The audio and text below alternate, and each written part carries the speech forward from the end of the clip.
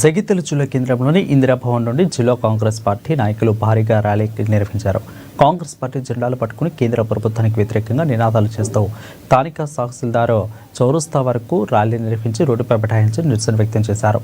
ఈ ర్యాలీలో మాజీ ఎమ్మెల్సీ జీవన్ రెడ్డి పాల్గొన్నారు. ఇక నేషనల్ హెరాల్డ్ పత్రికను చట్టబద్ధంగా యంగ్ ఇండియా లిమిటెడ్కు అప్పగిస్తే అవినీతి జరిగిందంటూ సోనియా రాహుల్ గాంధీపై ఈడీ కేసులు పెట్టి కేంద్రం వేధిస్తున్నారని అన్నారు.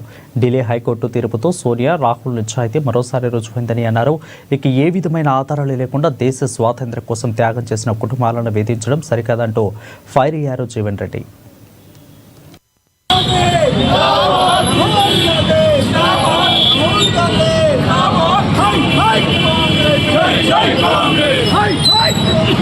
మరి త్యాగాల చరిత్ర గల కాంగ్రెస్ పార్టీ మహాత్మా గాంధీ గారు కానీ నెహ్రూ గారు కానీ దశాబ్ద కాలం ఏదైతుందో జైల్లో మగ్గి ఈ దేశానికి స్వాతంత్రం సిద్ధింపజేస్తే అసలు ఏ విధంగా త్యాగం లేకుండా అసలు దేశ స్వాతంత్ర ఉద్యమంలో ఏ విధంగా పాత్ర లేకుండా ఇవాళ ఏదైతుందో దేశ స్వాతంత్ర ఉద్యమంలో పాల్గొన్నటువంటి ఒక నెహ్రూ కుటుంబాన్ని గాంధీ కుటుంబాన్ని ఇబ్బంది గురి తలంపుతోని ఇవాళ ఈ తప్పుడు కేసు నమోదు చేయడమే కాకుండా వారు చేపట్టినటువంటి ఒక గొప్ప పథకాలే పట్టున్నా ఇలా దేశంలో ఏదైతుందో నిరుపేద వర్గాల గ్రామీణ ప్రాంతంలో ఉన్నటువంటి ఒక వ్యవసాయ కూలీలకు మరి వాళ్ళు పని కల్పింప చేయడం వారికి ఒక హక్కు కల్పింప చేయాలని చెప్పని మహాత్మా గాంధీ జాతీయ గ్రామీణ ఉపాధి హామీ పథకాన్ని అమలు చేయదలబడితే గత మరి 2014 నుండి అని చెప్పి అంటున్నాం.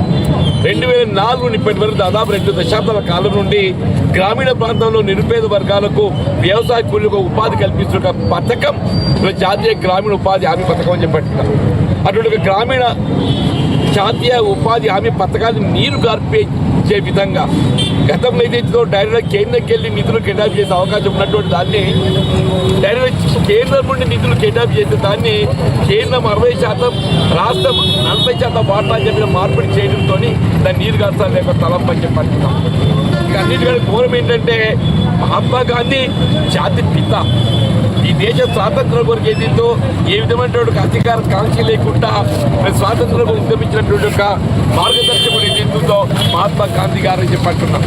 అటువంటి మహాత్మా గాంధీ గారి పేరిట మరి పిలువబడుతున్నటువంటి జాతీయ గ్రామీణ ఉపాధి హామీ పథకాన్ని పేరు మార్చే విధంగా కుటుంబాన్ని చెప్పంటున్నా. ఇది ఆశ్చర్యమే చెప్పంటున్నా.